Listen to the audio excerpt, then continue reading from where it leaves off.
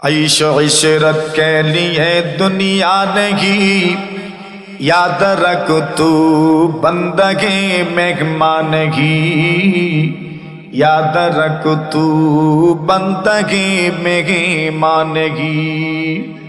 কিয়ামত কোন দিন কবে প্রশ্ন করেছি, আপনি জিজ্ঞাসা করেছেন আমি কিয়ামতের জন্য কি প্রস্তুতি নিয়েছি। আল্লাহর হাবিব কিয়ামতের জন্য আমার তেমন কোনো প্রস্তুতি নাই। ওয়ামা আদাতু লাহা কাসীরা সিয়ামিন ওয়া সালাতিন, আল্লাহর নবীজি গো আমি তেমন বেশি নফল রোজাও রাখতে পারি না, তেমন বেশি নফল নামাজ আমি পড়তে পারি নাই।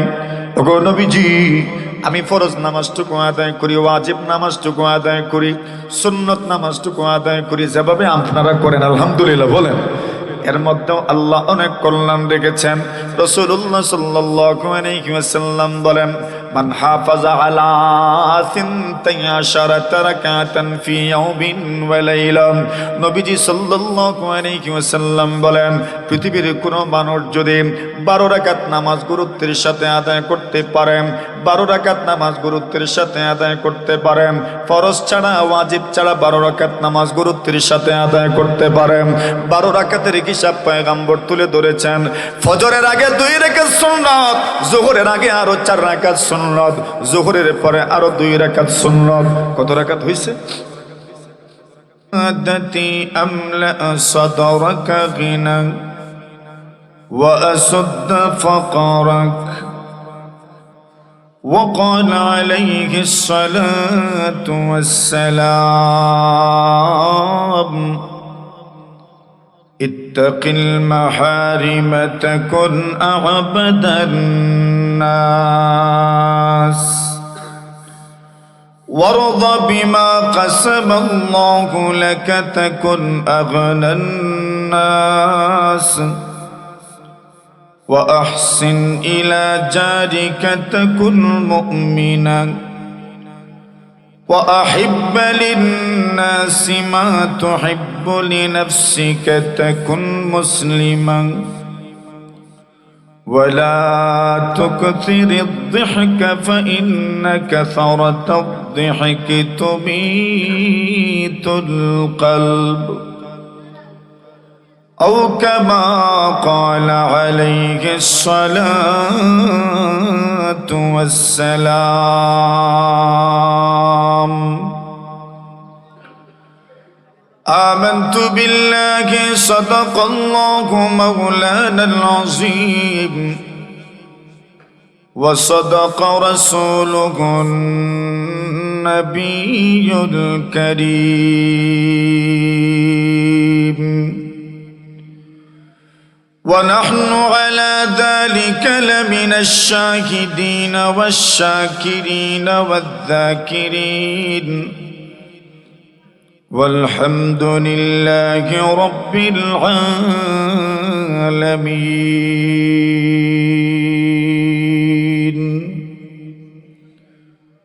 সকলেই দুরূদ শরীফ পড়ি। আল্লাহুম্মা সাল্লি আলা মুহাম্মাদিন وعلى آل محمد كما صليت على إبراهيم وعلى آل إبراهيم إنك حميد مجيد اللهم بارك على محمد وعلى آل محمد كما باركت على إبراهيم وعلى آل إبراهيم إنك حميد مجيد لا إله إلا الله ما شاء الله زبان كل لا إله إلا الله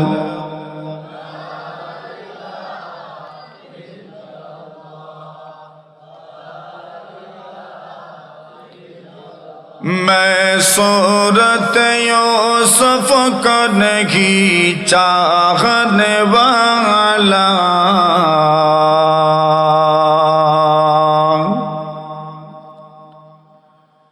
मैं सूरत यूसुफ को नहीं चाहने वाला, मैं कैस के मानिंद नहीं आशिक लैला, मैं कैस के मानिंद नहीं आशिक लैला, मैं आशिक मौला को मेरे इश्क निराला,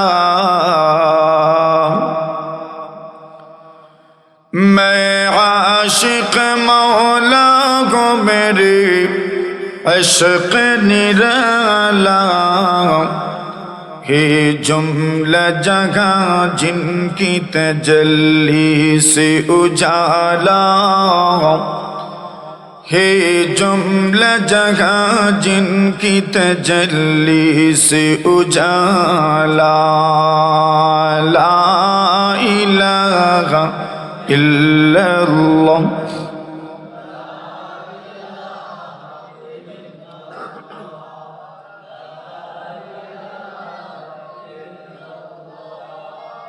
ला इलाहा इल्लल्लाह, ला इलाहा इल्लल्लाह,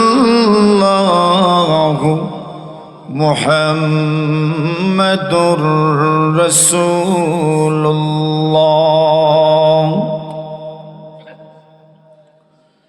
ऐश इशरत के लिए दुनिया नहीं, याद रख तू बंदगे मेहमान ही, याद रख तू बंदगे मेहमान ही। আরাম আয়েশের জন্য তো দুনিয়াতে আসেননি, দুনিয়াতে এসেছেন বান্দা হওয়ার জন্য। মেহমান হিসাবে আমরা দুনিয়াতে কেউই আসেনি। তো বান্দার কাজ কি? বান্দার কাজ হলো আল্লাহকে স্বীকার করে নেয়া, আল্লাহ তাআলার আনুগত্য স্বীকার করা। আল্লাহর রাসূল বলছেন, কেউ যদি অন্তর দিয়ে রবকে স্বীকার করে নিতে পারে, আল্লাহর রাসূল বলছেন বাস তার এই স্বীকারোক্তিটাই তাকে আল্লাহর জান্নাতের মেহমান বানায় দিবে। বিষয়টা কত গুরুত্বপূর্ণ রাসূল আকরাম সাল্লাল্লাহু আলাইহি ওয়াসাল্লাম বলেন, মান ক্বালা লা ইলাহা ইল্লাল্লাহ মুখলিসাম মিন কলবিহি দাখালাল জান্নাহ। আল্লাহর নবীজি বলেন, পৃথিবীর কোন মানুষ যদি যে কোনো বংশের হোক, যে কোনো রঙের হোক, যে কোনো জাতের হোক, রাসূলুল্লাহ সাল্লাল্লাহু আলাইহি ওয়াসাল্লাম বলেন, কোন মানুষ যদি ইখলাসের সাথে, একনিষ্ঠতার সাথে কোন মানুষ যদি পড়ে নিতে পারে লা ইলাহা ইল্লাল্লাহ, আল্লাহর রাসূল বলেন ওই লা ইলাহা ইল্লাল্লাহ পড়ে নেয়ার কারণে আল্লাহ তাআলার জান্নাতের মেহমান হয়ে যাবে। আমি যদি একটু গভীরে যাই, আমরা যদি একটু গভীরে যাই তো দেখতে পারবো এই শব্দের মধ্যে কি ওজন আর কি গাম্ভীর্যতা আছে। কেউ যদি এই কালিমা পড়ে নেই ইখলাসের সাথে, আব ইখলাসের অর্থ কি? হাদিস শরীফের মধ্যে এই অর্থটাও এসেছে। ইখলাসের অর্থ হচ্ছে যে তার লা ইলাহা ইল্লাল্লাহ তাকে গুনাহ থেকে বিরত রাখবে, এটার নাম হচ্ছে ইখলাস।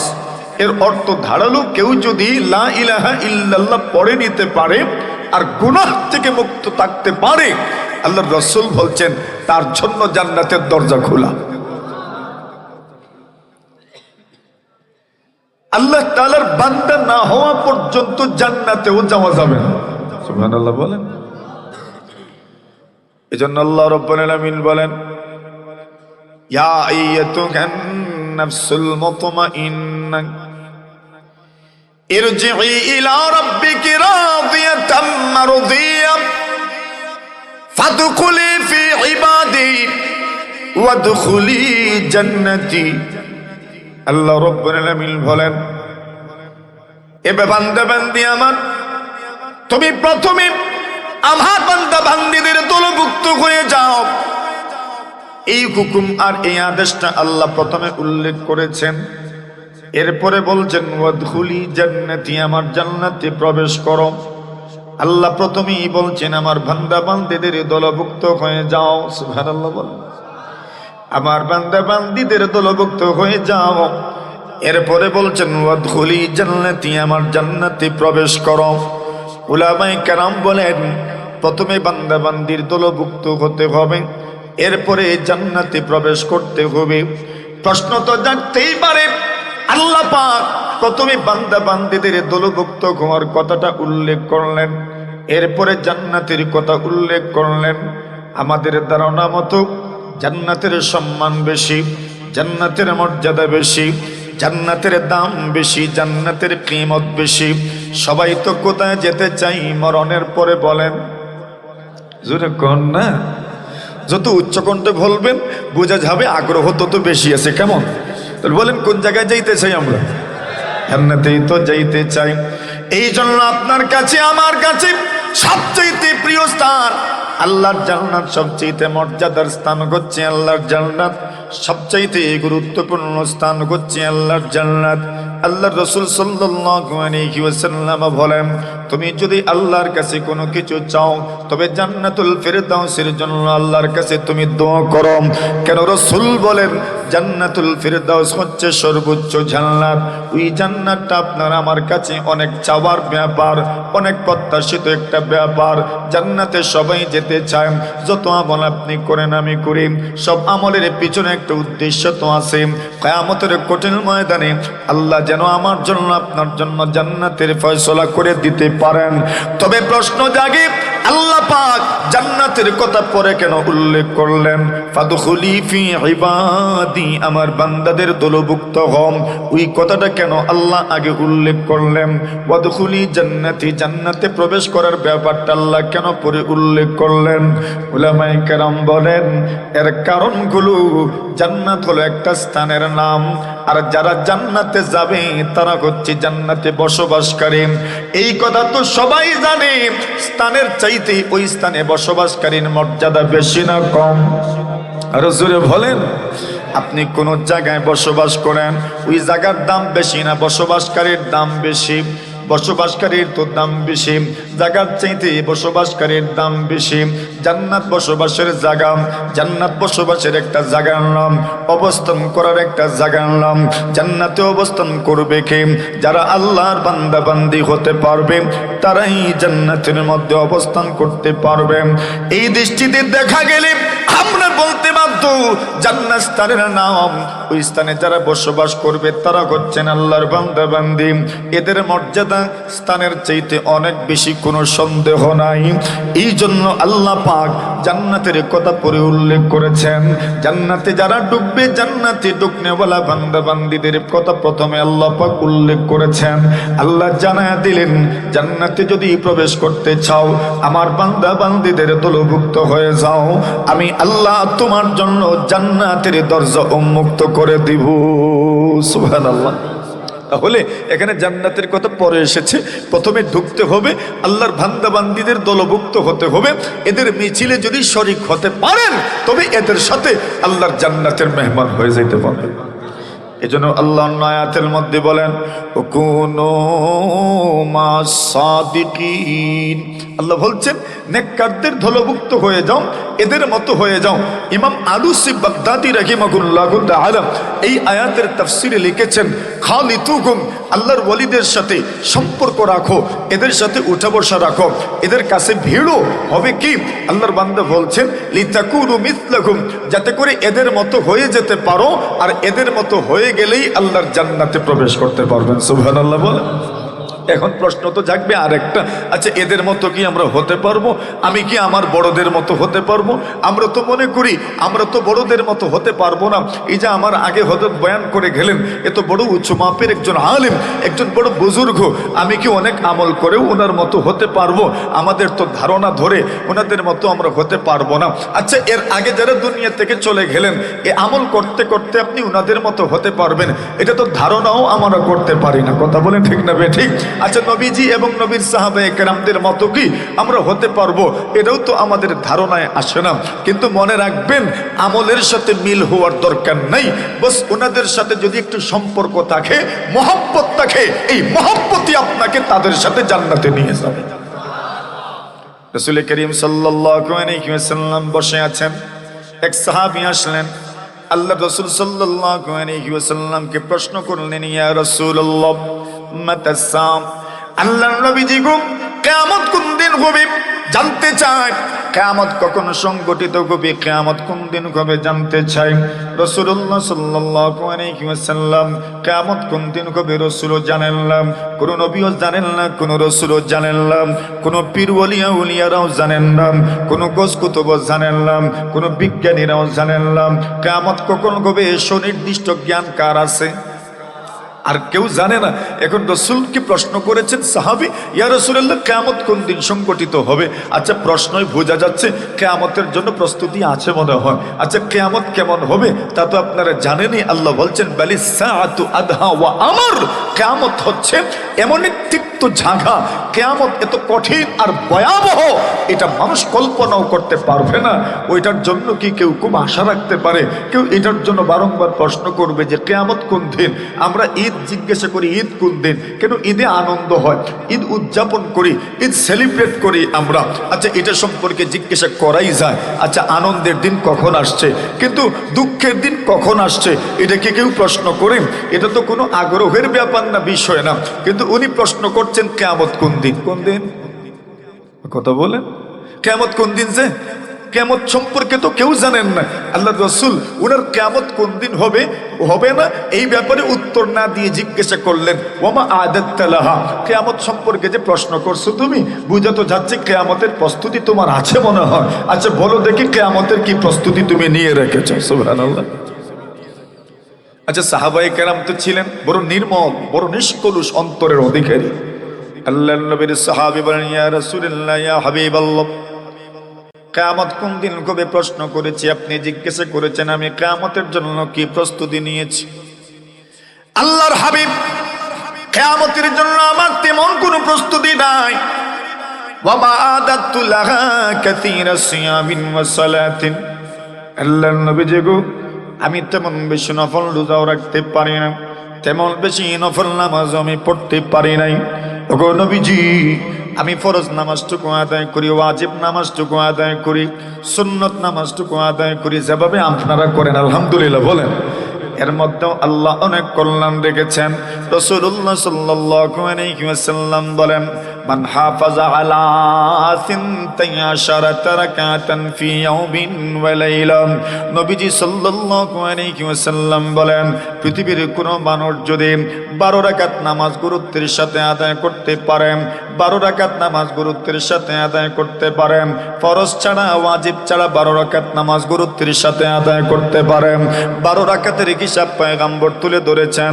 ফজরের আগে 2 রাকাত সুন্নাত, যোহরের আগে আরো 4 রাকাত সুন্নাত, যোহরের পরে আরো 2 রাকাত সুন্নাত। কত রাকাত হইছে? ঠিক আছে তো হিসাব? আল্লাহ রাসূল বলেন ফজরের আগে 2 রাকাত সুন্নাত, যোহরের আগে 4 রাকাত সুন্নাত, যোহরের পরে 2 রাকাত সুন্নাত। আল্লাহর নবী বলেন মাগরিবের নামাজের পরে আরো 2 রাকাত সুন্নাত, ঈশার নামাজের পরে আরো 2 রাকাত সুন্নাত। দেখেন তো এই নামাজের সাথে আমরা পরিচিত আছি না নাই? পরিচিত তো আছে, এটা তো প্রত্যেক দিনই করি আলহামদুলিল্লাহ।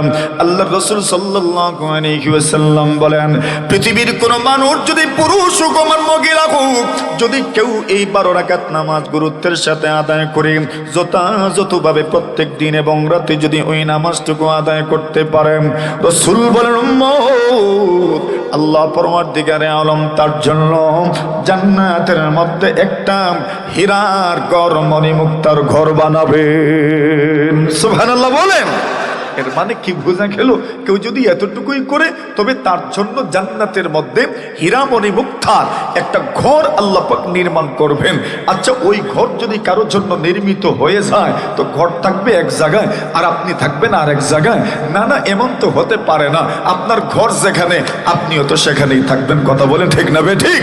আল্লাহ রাসূল ইনডাইরেক্টলি বলছেন ওই লোকটা জান্নাতের মেহমান হবে, কেন তার জন্য জান্নাতে ঘর বানানো হবে, তো সেও তো থাকবে কোন জায়গায়? জান্নাতের মধ্যেই থাকবে। আচ্ছা, যেই কথাটা বলছিলাম, রাসূল আকরাম সাল্লাল্লাহু আলাইহি ওয়াসাল্লাম বলছেন কোন মানুষ যদি এই রাকাতগুলোর উপর যথাযথভাবে ইহতিমামের সাথে, গুরুত্বের সাথে যদি এটা করতে পারে, তার জন্য জান্নাতের মধ্যে আল্লাহ হীরামণি মুক্তার ঘর বানায় রাখছেন।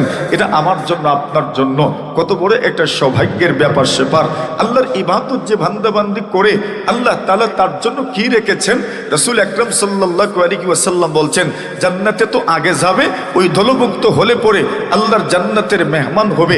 এই দলভুক্ত যে হবে, জান্নাতের যে মেহমান হবে, এবার তার এই মেহমান হওয়ার পদ্ধতিটা কি এবং আল্লাহর ইবাদতের গুরুত্বটা কি পরিমাণ, আল্লাহর বান্দা কি পরিমাণ ইবাদত করবে, এর ছোট্ট একটা উদাহরণ আমি আপনাদের সামনে পেশ করি। রাসূল আকরাম সাল্লাল্লাহু আলাইহি ওয়াসাল্লামের সাহাবী প্রশ্ন করছেন, ইয়া রাসূলুল্লাহ, আমি তো কিয়ামত সম্পর্কে প্রশ্ন করেছি, আপনি আমাকে উল্টা প্রশ্ন করলেন, কিয়ামতের জন্য আমি কি প্রস্তুতি নিয়ে রেখেছি?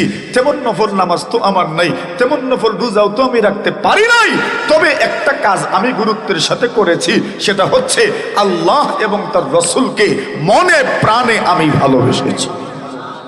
একটু জোরে কোন, এগুন তো আমাদেরও আছে না নাই? আল্লাহ এবং রাসূলকে মহব্বত করি কিনা বলেন? এই গুণ তো আমাদেরও আছে। আচ্ছা, এখন রাসূল বলছেন ঠিক আছে, তুমি আল্লাহ এবং রাসূলকে মহব্বত করো। রাসূল বললেন ইন্নাকা মা'a মান আহবাবতা, যার সঙ্গে তোমার মহব্বত, যার সঙ্গে তোমার ভালোবাসা, তার সঙ্গেই তোমার হাসর হবে। এবার কথাটাকে ব্যাখ্যা করেন।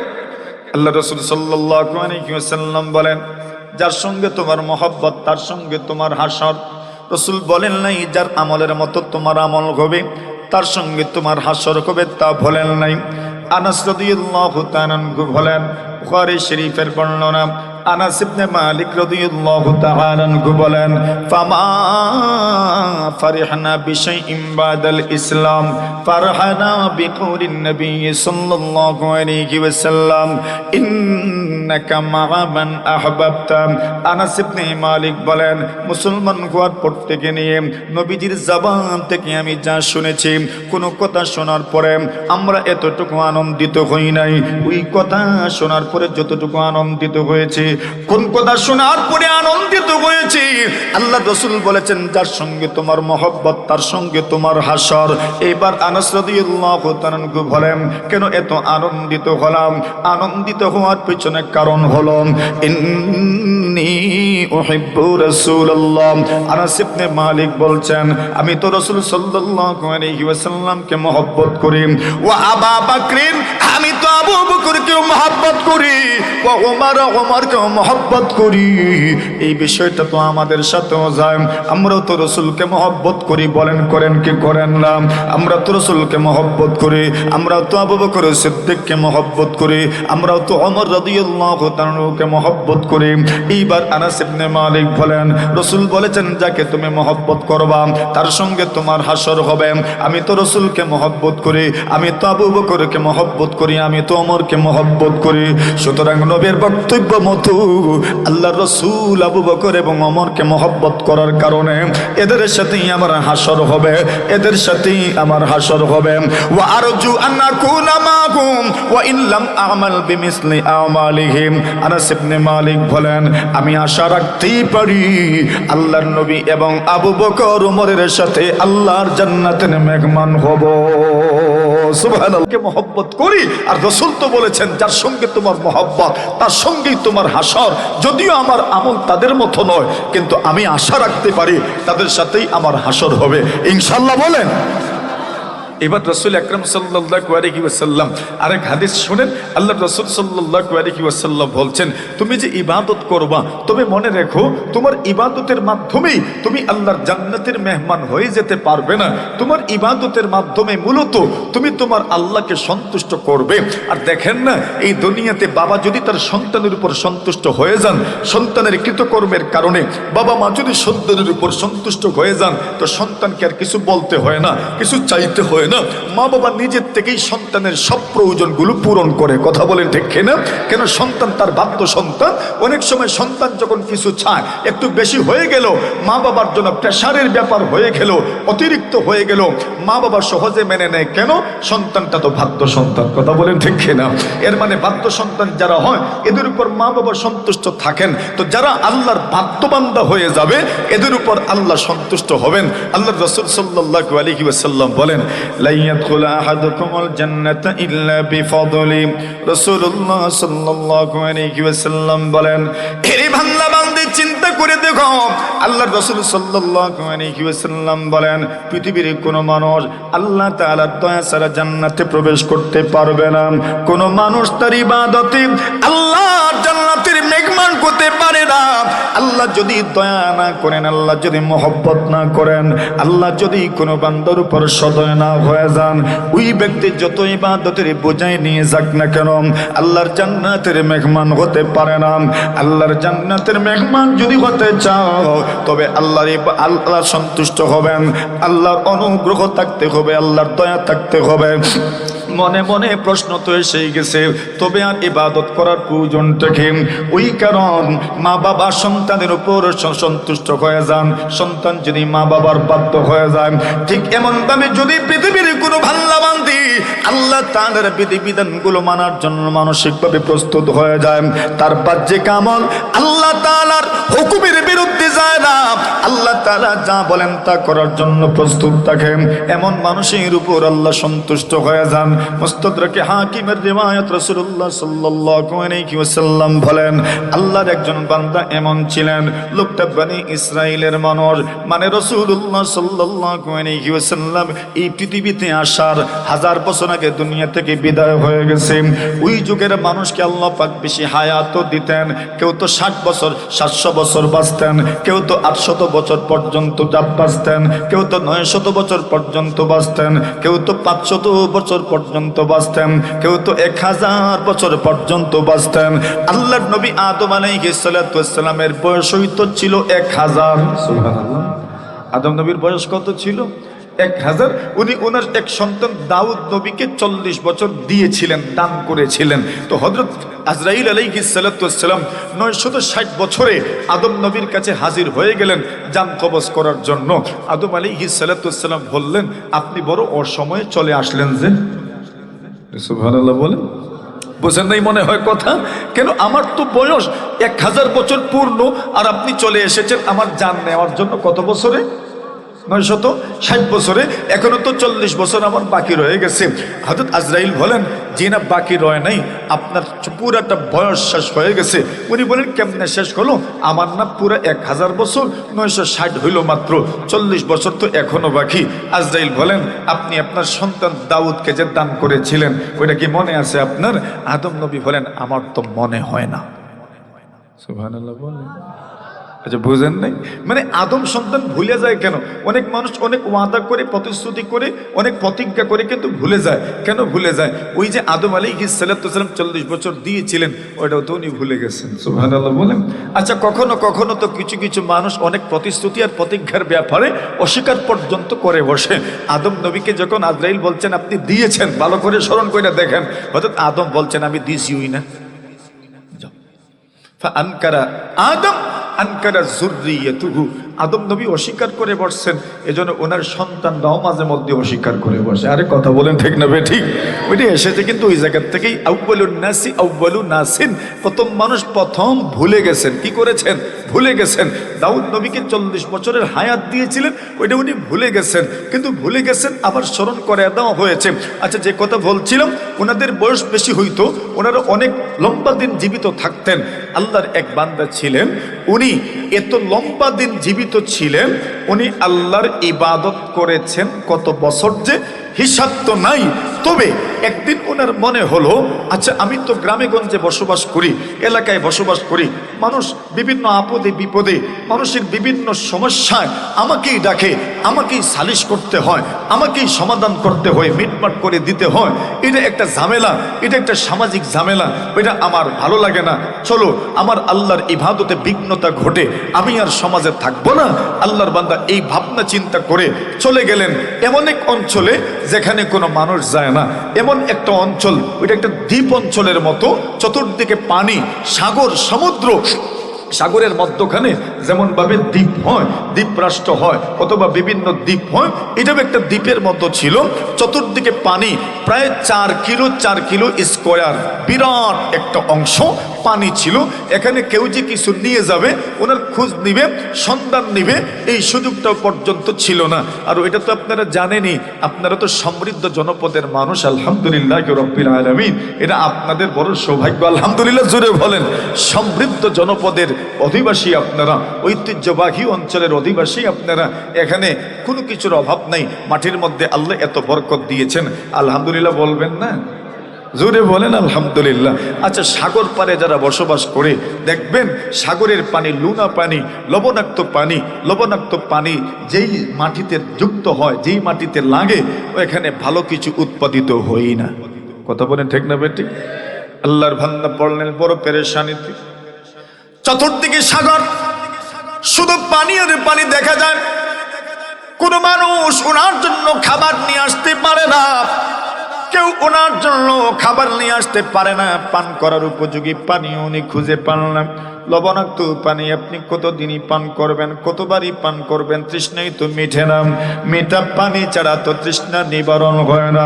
রাসূলুল্লাহ সাল্লাল্লাহু আলাইহি ওয়াসাল্লাম বলেন, পৃথিবীর মানুষ শুনে রাখো, তুমি যদি এই জমিনের মধ্যে কোনো একজন পিপাসিত তৃষ্ণার্ত মানুষকে যদি তুমি পানি পান করাতে পারো, রাসূলুল্লাহ সাল্লাল্লাহু আলাইহি ওয়াসাল্লাম বলেন, আইয়ুমা মুমিনিন সাকামারান আলা যাবাইন সাকাহুল্লাহু মিনার রাহিকিল মাকতুম। রাসূলুল্লাহ সাল্লাল্লাহু আলাইহি ওয়াসাল্লাম বলেন, কোন একজন তৃষ্ণার্ত মানুষকে যদি আপনি পানি পান করাতে পারো, আল্লাহ রাসূল বলছেন, উম্মত তোমার জন্য আল্লাহ তাআলা জান্নাতের মধ্যে জান্নাতের মিষ্টি পানি তোমার জন্য প্রস্তুত রেখেছেন। সুবহানাল্লাহ।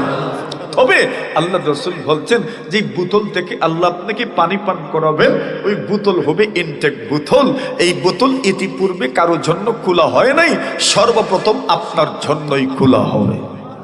আর জোরে কন না, এখন শুধু আপনার জন্যই খোলা হবে, তো বুঝাই তো যাচ্ছে উচ্ছিষ্ট পানি নয়। আচ্ছা, জান্নাতের পানি কি পরিমাণ মিষ্টি হবে? আল্লাহ রাসূল বলছেন, আবিয়াদু মিনাস সালাজ, বরফের চেয়েও আরো সাদা, দুধের চেয়েও আরো সাদা। রাসূল বলছেন, আহলা মিনাল আসাল, মধুর চেয়েও আরো বেশি মিষ্টি। এত মিষ্টি পানির ঝর্ণা। রাসূল আকরাম সাল্লাল্লাহু আলাইহি ওয়াসাল্লাম বলেন, এই লোকটা ইবাদত করতে গেছেন, পুরা অঞ্চলকে ত্যাগ করেছেন, সন্ন্যাসী জীবন যাপন করার জন্য, বৈরাগী জীবন গ্রহণ করার জন্য গেছেন কোন জায়গায়? দ্বীপ রাজ্যে চলে গেছেন। এই দ্বীপের চতুর্দিকে পানি, আপনার কেউ ওনার পর্যন্ত পৌঁছবে এই সামর্থ্যই নাই। আচ্ছা, একবার পৌঁছলে আবার যে পৌঁছতে পারবে এই সুযোগটাও নাই। আল্লাহর বান্দা সেখানে যাওয়ার পরে পড়ে গেলেন বিপদে। খাবেন কি, পান করবেন কি? লবণাক্ত পানি তো আর পান করা যায় না। আল্লাহ তাআলা বলেন, তুমি তো নেক ধারণা করেই এসেছো। আমার ধারণা, আপনার ধারণা, আল্লাহ সবকিছু পারেন। কথা বলেন ঠিক কিনা? আল্লাহ তাআলা সবকিছু পারেন কিনা, এই আকীদা, এই বিশ্বাস আমাদের আছে না নাই? আল্লাহ রাসূল বলছেন, লা ইয়ামুতু আহাদুম মিনকুম ইল্লা ওয়া হুয়া ইহসিনু যান্না বিল্লাহ। আল্লাহ রাসূল বলছেন, আল্লাহর ব্যাপারে নেক ধারণা পোষণ না করে মৃত্যুবরণ করো না। মানে আল্লাহর ব্যাপারে নেক ধারণা পোষণ করেই যেন মৃত্যুবরণ করেন। কি নেক ধারণা? আল্লাহ আমাকে জান্নাত দিবেন, এই ধারণা নিয়েই আপনি মৃত্যুবরণ করিয়েন।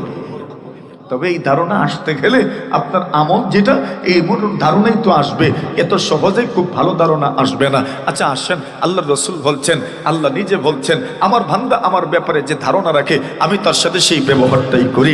আল্লাহর বান্দা ধারণা করে গেছে আল্লাহ আমাকে রিজিকের ব্যবস্থা করে দিবেন। আল্লাহ বলেন, চিন্তা করিস না, আমি তোর জন্য একটা ডালিম গাছ আমি আল্লাহ তাআলা উঠায় দিলাম। ওই ডালিম গাছে প্রত্যেক দিন একটা করে ডালিম ধরে আল্লাহর বান্দা প্রতিদিন একটা করে ডালিম খায়। আল্লাহ মিষ্টি পানির একটা ঝর্ণা প্রবাহিত করে দিলেন, ওই মিষ্টি পানির ঝর্ণা থেকে প্রতিদিন 1 গ্লাস করে মিষ্টি পানি পান করে। এমন ভাবে প্রতিদিন একটা করে ডালিম খেয়ে আর 1 গ্লাস মিষ্টি পানি পান করে আল্লাহর বান্দা আল্লাহ তাআলা নিরবচ্ছিন্ন ভাবে নিরলস ভাবে একনিষ্ঠতার সাথে কোন ধরনের লোক দেখানো লোক শোনানোর মনোভাব ছাড়া আল্লাহর ইবাদত করেছেন 500 বছর। কত বছর আছে? 500 বছর। আমাদের হায়াতই কত? আমারু উম্মতি মা বাইনা 60 ইলা 70। নবীজি বলেন আমার উম্মতের গড়পড়তা আয়ু হচ্ছে, বয়স হচ্ছে 60 বা 70। এটা গড়পড়তা একটা আয়ু, মানে কেউ তো 80 বছরও বাঁচেন, তবে কেউ তো 50 বছরে মৃত্যুবরণ করেন, কেউ তো 90 বছরও বাঁচেন, তো কেউ তো 40 বছরেও মৃত্যুবরণ করেন। এটা একটা অ্যাভারেজ, মানে একটা গড়পড়তা আয়ুর হিসাব দিলেন যে আমার উম্মতের এতটুকুই বয়স। কিন্তু উনি একনিষ্ঠতার সাথে নিরবচ্ছিন্নভাবে আল্লাহর ইবাদত করেছেন কত বছর? 500 বছর। 500 বছর যদি কেউ আল্লাহর ইবাদত করে, আমরা মনে করেন মোটামুটি 10-12 বছর ইবাদত করার পরে একটা কনফিডেন্স আমাদের জন্ম নেয় আমরা জান্নাতেই তো যাবো। আরে কথা কয় না, ঠিক না বে ঠিক? আমাদের একটা কনফিডেন্স এসে যায় যে আমরা তো জান্নাতেই যাব, জান্নাতেই প্রবেশ করব। আর উনি এমন ভাবে আল্লাহর ইবাদত করেছেন কত বছর? 500 বছর। তো ওনার কনফিডেন্স তো আর একটু বেড়ে যাওয়ার কথা। আল্লাহর বান্দা রাসূল আকরাম সাল্লাল্লাহু আলাইহি ওয়াসাল্লাম বলেন, আল্লাহর বান্দা যখন মারা গেলেন আল্লাহ পরমার্দিগারে আলমের উপর সন্তুষ্ট হয়, নিরবচ্ছিন্নভাবে নিরলসভাবে একনিষ্ঠতার সাথে ইবাদত করেছেন। 1 বছর নয়, 2 বছর নয়, 1500 বছর আল্লাহর ইবাদত করেছেন। দুনিয়ার কোন মানুষকে দেখানোর জন্য নয়, ওই জায়গাতে তো কোনো মানুষই বসবাস করে না। দুনিয়ার কোনো মানুষকেও শোনানোর জন্য নয়। ফেসবুক তো ছিল না যে ফেসবুকের মধ্যে কেউ না জানলে দিয়ে দিবেন আমি এমন স্থানে আছি, এখানে ইবাদত করছি আল্লাহ তাআলার, এটা দেওয়ার তো কোনো সুযোগ নেই, কাউকে জানানোরও কোনো সুযোগ নেই। এমন ভাবে আল্লাহর ইবাদত করেছেন, আল্লাহ পাক সন্তুষ্ট হয়ে ওনাকে ডাক দিয়ে বললেন, বান্দা তুমি আমার এমন ইবাদত করে আমার সামনে হাজির হয়েছো, যাও যাও আমি আল্লাহর দয়া গুণে জান্নাতের মেহমান হয়ে যাও। আল্লাহর বান্দার মনে আসে এত বছর ইবাদত করেছি, 1 বছর নয়, 2 বছর নয়, একাধারে পুরা 500 বছর আল্লাহর ইবাদত করলাম নিরলস ভাবে। লোক দেখানোর কোনো মনোভাব ছিল না, লোক শোনানোর কোনো মনোভাব আমার ছিল না। নিরবচ্ছিন্ন ভাবে আল্লাহ পাকের ইবাদত করেছি 500 বছর। 500 বছর ইবাদতের পর বুঝি আল্লাহর দয়া জান্নাতে যেতে হবে।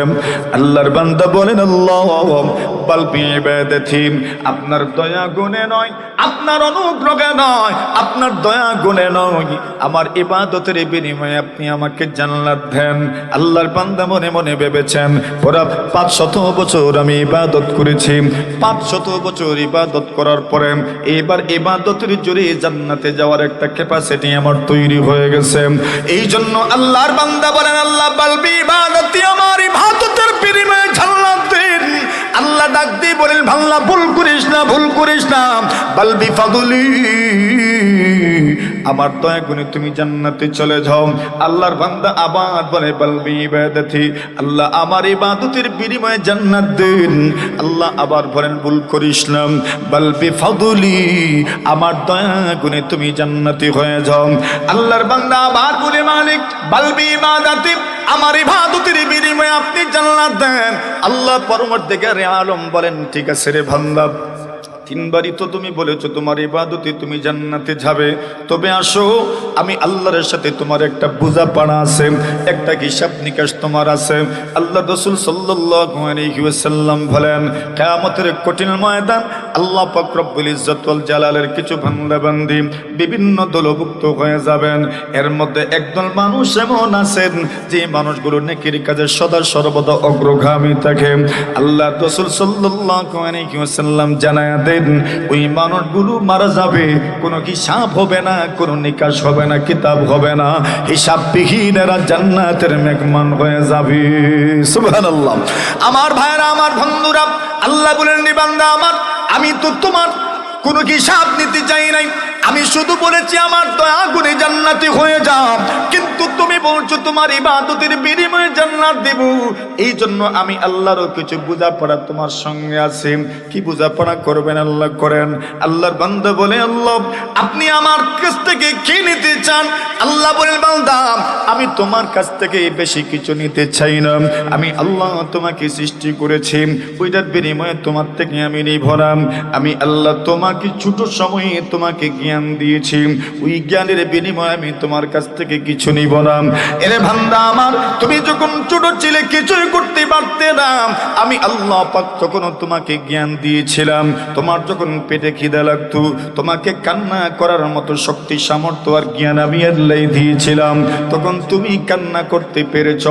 আমি আল্লাহ তোমার মায়ের বুকে তোমার জন্য দুধ দিয়েছিলাম। এরে বান্দা আমার, আমি আল্লাহ সেই বিনিময় নিতে চাচ্ছি না।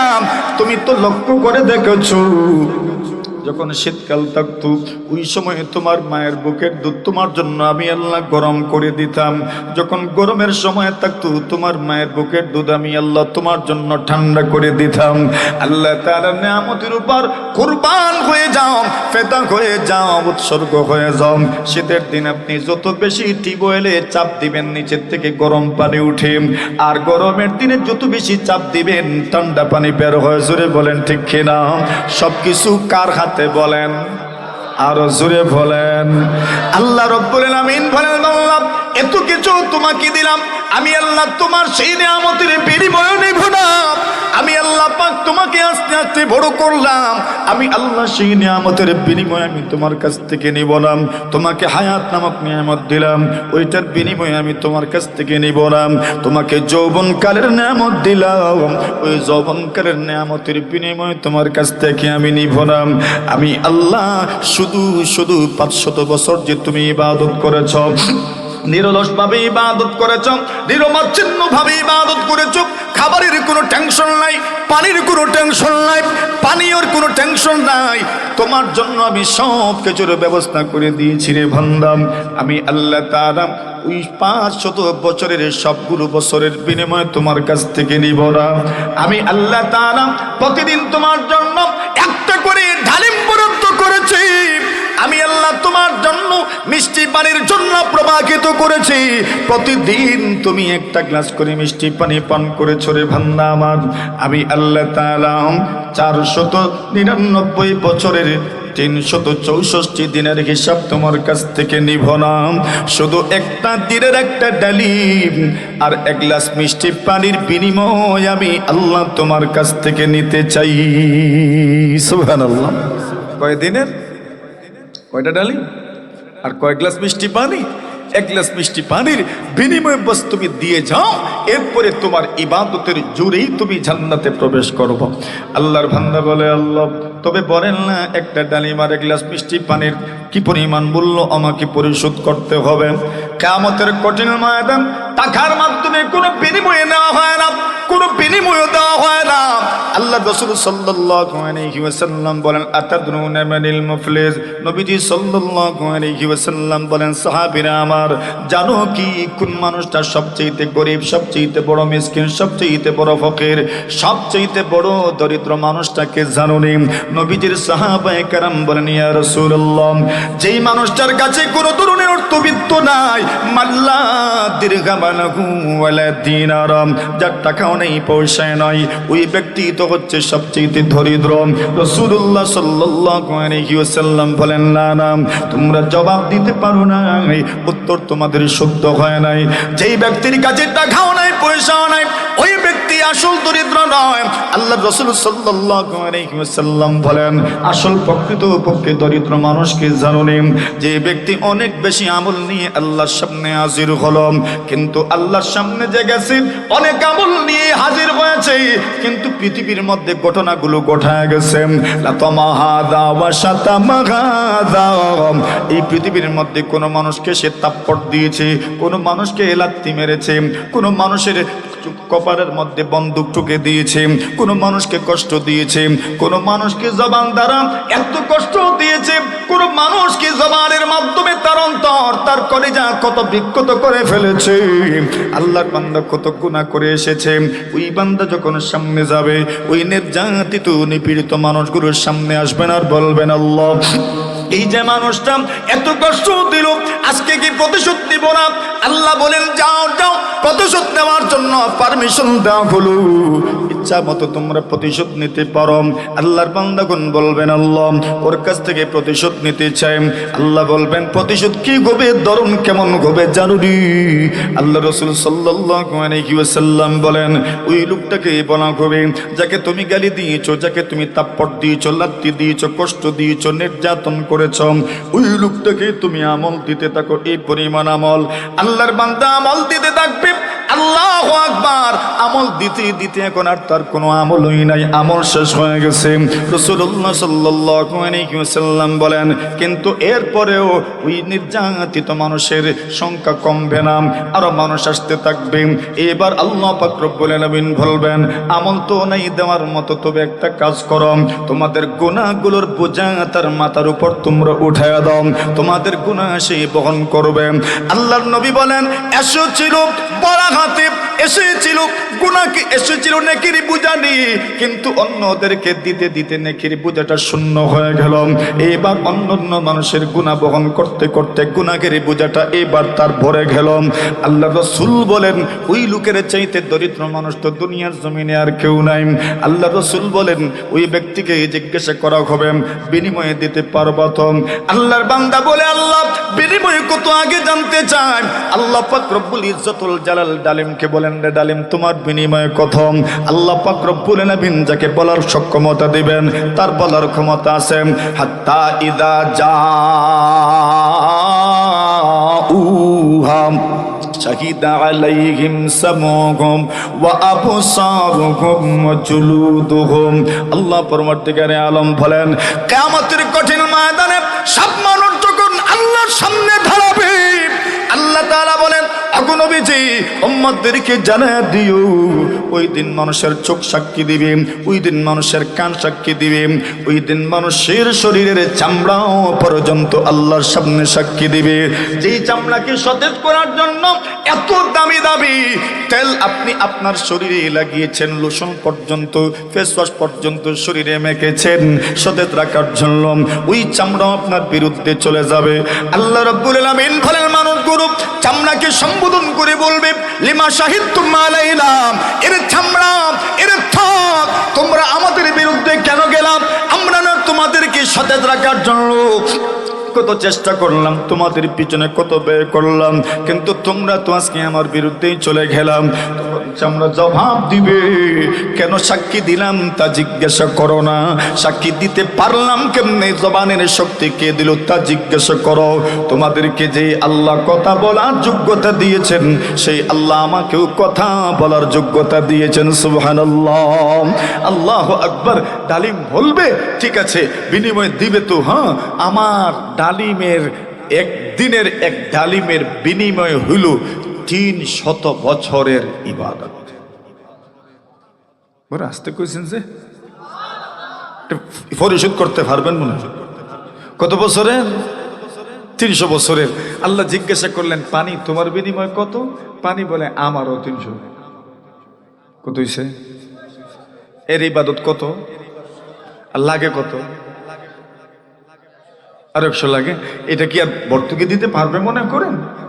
আল্লাহ বলেন, এবার যাও দেখি জান্নাতে তোমার ইবাদতের বিনিময়।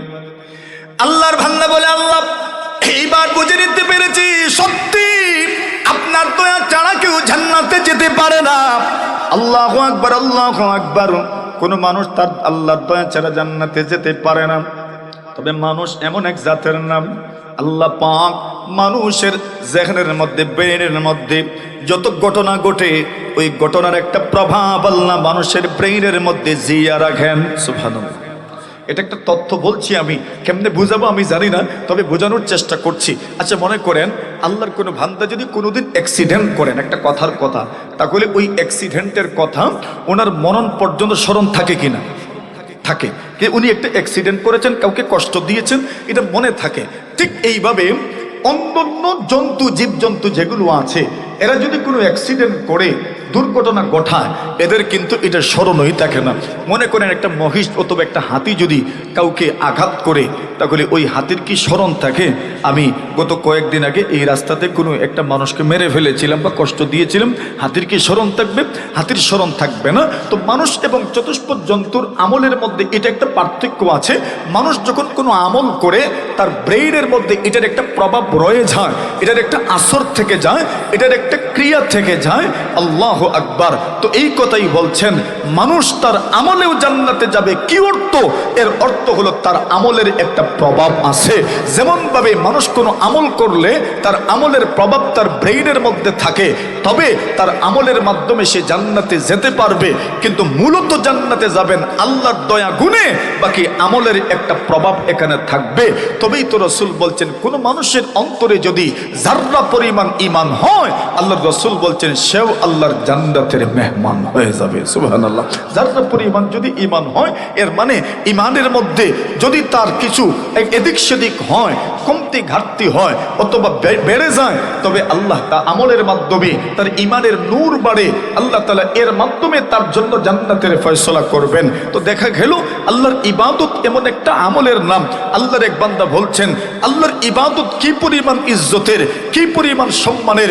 ফুদাইল ইবনে আয়াজ রাহিমাহুল্লাহ তাআলা বলেন, ওয়া মিম্মা জাদানি উজবান ওয়াতিহা ওয়া কিতু বিআখমাসাইয়া আতাউস সুরাইয়া দুখুলি তাহতা কাউলিকা ইয়া ইবাদি ওয়া আন সাইয়ারতা আহমাদ আলী নবিয়্যা। আল্লাহর বান্দা ফুযাইল ইবনে আয়াজ বলেন, দুইটা গুণে গুণান্বিত হওয়ার কারণে আমি এই পরিমাণ আনন্দিত হয়েছে। আমার পা দুটো যদি সুরাইয়া সিতারার উপরেও চলে যেত, মানে আমি উপরে উঠতে উঠতে তারকারাজির উপরেও যদি চলে যেতাম, নক্ষত্ররাজির উপরেও যদি আমি চলে যেতাম, আমি যদি সিতারাগুলোর উপরেও চলে যেতাম, তবে আমি এত আনন্দিত হতাম না। ওই দুইটা গুণে গুণান্বিত হওয়ার কারণে যেই পরিমাণ আনন্দিত হয়েছে, এই দুইটা গুণ পাঁচজনের সকল মুসলমান ভাই বোনদের মধ্যে পাওয়া যায়। আল্লাহর বান্দা বলেন, দুখুলি তাহতা কাউলিকা ইয়া ইবাদি।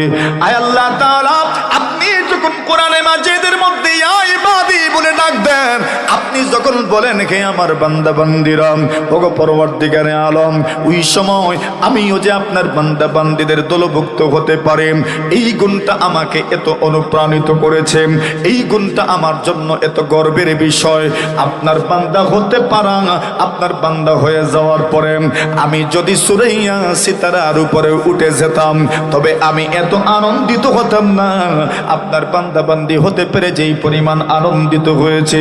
দুই নম্বর গুণ হলো ওয়া আন সাইয়ারতা আহমাদ আলী নবিয়্যা। দুই নম্বর গুণ হলো, আল্লাহ আপনি আমাদেরকে মুহাম্মদুর রাসূলুল্লাহ সাল্লাল্লাহু আলাইহি ওয়াসাল্লামের উম্মত হিসেবে কবুল করেছেন, এই জন্য এত আনন্দিত হয়েছে। সুরাইয়া তারকার উপরেও যদি চলে যেতাম, এত আনন্দিত হতাম না। মুহাম্মদুর রাসূলের উম্মত হতে পেরে যত আনন্দিত হয়েছে, জোরে বলা যাবে নি একবার আল্লাহু আকবার? আরো জোরে। মানে রাসূলের উম্মত হতে পারা এ তো সৌভাগ্যের একটা ব্যাপার, যে সুরাইয়া তারকার উপরে উঠে গেলেও উনি এত আনন্দিত হতেন না। মুহাম্মদুর রাসূলের উম্মত হতে পেরে যত আনন্দিত হয়েছেন। তো আল্লাহর বান্দা হতে পারা এমন একটা গুণ, যেই গুণে গুণান্বিত হতে পারলে, বান্দা হতে পারলে আল্লাহর বান্দাকে আনন্দিত হওয়ার কথা, সে আনন্দিত হবে, সে খুশি হবে। আল্লাহ রাসূল সাল্লাল্লাহু আলাইহি ওয়াসাল্লাম বলেন, তুমি যদি আল্লাহর বান্দা হয়ে যেতে পারো, তবে তোমার জন্য কি আছে? আল্লাহ রাসূল সাল্লাল্লাহু আলাইহি ওয়াসাল্লাম বলেন, ওটা নবীজির কথা নয়, নবীজির বক্তব্যই নয়, ওই বক্তব্যটা স্বয়ং আল্লাহ তাআলার। আল্লাহ রাসূল সাল্লাল্লাহু আলাইহি ওয়াসাল্লাম আল্লাহ থেকে বর্ণনা করেন, আল্লাহ পরওয়ারদিগারে আলম নিজে রাসূলকে জানায়া দিলেন, ওগো নবীজি, আপনি আপনার উম্মতদেরকে জানায়া দিও, আমি আমার বান্দাদেরকে বলছি, বান্দা বান্দিরা রে, তাফারনাক লি ইবাদাতি, আমার ইবাদতের জন্য তুমি একটু সময় বের করে নিও, আমার ইবাদতের জন্য তুমি একটু সময় বের করে নিও। ইনশাআল্লাহ বলেন। আল্লাহ বলছেন, আমার ইবাদতের জন্য তুমি একটু সময় বের করে দিও। আল্লাহ বলেন তাফাররাকলি ইবাদাতি, আমরা তো সময় হইলে ইবাদত করি। আল্লাহ বলছেন না না, সময় তুমি বের করে নিবা, একটু সময় তুমি বের করবা আমার ইবাদতের জন্য। নামাজে যাবার সময় হয় না, নামাজে যাওয়ার জন্য একটু সময় বের করে নিও। 5 ওয়াক্ত নামাজ পড়ার জন্য একটু সময় বের করে নিও। রমজান মাসের রোজা রাখার জন্য একটু সময় করে নিও। নফল নামাজ পড়ার জন্য একটু সময় করে নিও। নামাজের পরে তুমি যখন মসজিদে বসবে, ফরজ নামাজের পরে তাসবিহ পড়ার জন্য একটু সময় করে নিও। 33 বার সুবহানাল্লাহ পড়ার জন্য একটু সময় করে নিও। 33 বার আল্লাহু আকবার পড়ার জন্য সময় করে নিও। 33 বার আলহামদুলিল্লাহ পড়ার জন্য সময় করে নিও। আল্লাহ রাসূল বলেন 100 পুরো করার জন্য লা ইলাহা ইল্লাল্লাহু ওয়াহদাহু লা শারীকা লাহু লাহুল মুলকু ওয়া লাহুল হামদু ওয়া হুয়া আলা কুল্লি শাইইন কাদির। ওইটা পড়ার জন্য তুমি একটু সময় বের করে নিও। আল্লাহ রাসূল বলেন, আল্লাহ বলছেন, কোন মানুষ যদি, কোন বান্দা বান্দি যদি, কোন পুরুষ মহিলা যদি, কোন যুবক যুবতী যদি আল্লাহ তাআলার ইবাদতের জন্য সময় বের করে নিতে পারেন, আল্লাহ বলেন আমি আমার ওই বান্দা বান্দিকে 2টা পুরস্কার দিব। কয়টা? কয়টা কয়টা কয়টা কয়টা? আল্লাহর ইবাদত যদি করতে পারেন, আল্লাহর ইবাদতের জন্য যদি সময় বের করতে পারেন, তো আল্লাহ পুরস্কার দিবেন কয়টা? 2টা। 1 নম্বর পুরস্কার আল্লাহ দিবেন, আল্লাহ রাসূল সাল্লাল্লাহু আলাইহি ওয়াসাল্লাম বলেন 1 নম্বর পুরস্কার আল্লাহ তাআলা দিবেন। আল্লাহ তাআলা নিজে বলছেন আমি আল্লাহ তাকে ধনী বানায়া দিব। জোরে বলেন, আমি আল্লাহ তাকে সচ্ছল বানিয়ে দিব, আমি আল্লাহ তাআলা তাকে ধনী বানিয়ে দিব। আল্লাহর রাসূল বলছেন কোন ধরনের ধনী? এটা অন্তরের দিক থেকে ধনী। দেখেন যেই মানুষের অন্তর ধনী নয়, তাকে যত সম্পদই আল্লাহ দেন না কেন, দেখবেন তার মন অমুখাপেক্ষী হতে পারে না, সম্পদের মুখাপেক্ষী থাকেই সদা সর্বদা সে সম্পদের পিছনেই দৌড়ায়। এটাকে ধনাঢ্যতা বলে না, ওইটাকে দারিদ্রতাই বলে। কথা বলেন ঠিক কিনা? আচ্ছা, আল্লাহ তাআলা বলছেন তাফাররাকলি ইবাদাতি, আমার ইবাদতের জন্য তুমি সময় দাও, আমি আল্লাহ ওয়াদা দিচ্ছি আমি তোমাকে ধনী বানিয়ে দিব। দ্বিতীয় পুরস্কার আল্লাহ ঘোষণা করছেন ওয়া আসুদ্দা ফাকরাক, আমি আল্লাহ তোমার দারিদ্রতা মোচন করে দিব। কার ওয়াদা? বলেন কার ওয়াদা? আল্লাহ তাআলা ওয়াদার ভঙ্গ করে ব্যত্যয় ঘটে কোনোদিন? প্রতিশ্রুতি ভঙ্গ করেন? আল্লাহ তো প্রতিশ্রুতি ভঙ্গ করেন না। তো আল্লাহ বলছেন তাফাররাকলি ইবাদাতি, আমার ইবাদতের জন্য তুমি সময় বের করো, আমি আল্লাহ তোমার অন্তরকে ধনী বানিয়ে ফেলবো। ও আসুদ্দা ফাকরাক, আমি আল্লাহ তোমার দারিদ্রতা দূর করে দিব। আলহামদুলিল্লাহ বলেন। এখন দারিদ্রতা যদি দূর হয়ে যায়, একটা কথার কথা মনে করেন, তাহলে আর দুনিয়াতে টেনশন কিসের থাকবে? টেনশনই তো থাকবে না, দারিদ্রতা দূর হয়ে যাবে। আর আল্লাহর প্রতিশ্রুতি তো কখনোই একটু এদিক সেদিক হতে পারে না। তবে আল্লাহর প্রতিশ্রুতিকে সামনে রেখে, আল্লাহর প্রতিশ্রুতিকে স্মরণ রেখে আমরা কি পারবো না আল্লাহর ইবাদতে একটু সময় দিতে? কারা পারবেন হাত তোলেন না দেখি। আল্লাহ তৌফিক দান করেন, বলেন আমিন। আচ্ছা, আল্লাহর ইবাদত করতে হলে এমনিতেই ইবাদত করা যাবে না, শিখতে হবে। ইমাম বুখারী রাহমাতুল্লাহি আলাইহি বলেন বাবুন আল ইলমু ক্বাবলাল কওলি ওয়াল আমাল, কোনো কিছু বলার আগে, কোনো আমলের আগে শিখতে হয়, জ্ঞান অর্জন করতে হয়। তো জ্ঞান অর্জন সহি তরিকায়, সহি পদ্ধতিতে, নবীজির তরিকা মতো আমল শিখতে হবে কিনা বলেন? আমল শিখতে হবে। নামাজ কিভাবে পড়বেন সেটা আমাকে শিখতে হবে। এক সাহাবী মসজিদে ঢুকেছেন, নামাজ পড়েছেন, খুব সুন্দর করে নামাজ পড়তে পারেন নাই। আমরা অনেকে সুন্দর করে পড়তে পারি না। কি করলেন উনি? রুকুতে গেলেন, আর রুকুতে গিয়ে শুধু রুকু থেকে মাথাটা একটু উঠাই আবার সিজদাতে চলে গেলেন। বলেন নামাজ হইছে? কেন? রুকু থেকে সোজা হয়ে কি হইতে হয়? দাঁড়াতে হয়। উনি সোজা হয়ে দাঁড়ান নাই। আল্লাহ রাসূল নামাজের শেষে বললেন ইরজি ফাসাল্লি ফা ইন্নাকা লাম তুসাল্লি, যাও নামাজ পড়ে আসো, তোমার নামাজ হয় নাই। উনি আবার এইভাবেই পড়লেন। নবীজি আবার বললেন নামাজ পড়ে আসো, তোমার নামাজ হয় নাই। উনি আবার এইভাবেই পড়লেন। নবীজি বলেন নামাজ পড়ে আসো, তোমার নামাজ হয় নাই। উনি বলেন ইয়া রাসূলুল্লাহ, এর চাইতে উত্তম পদ্ধতিতে আমি নামাজ পড়তে জানিই না, আপনি আমাকে শিখায় দেন। সুবহানাল্লাহ বলেন।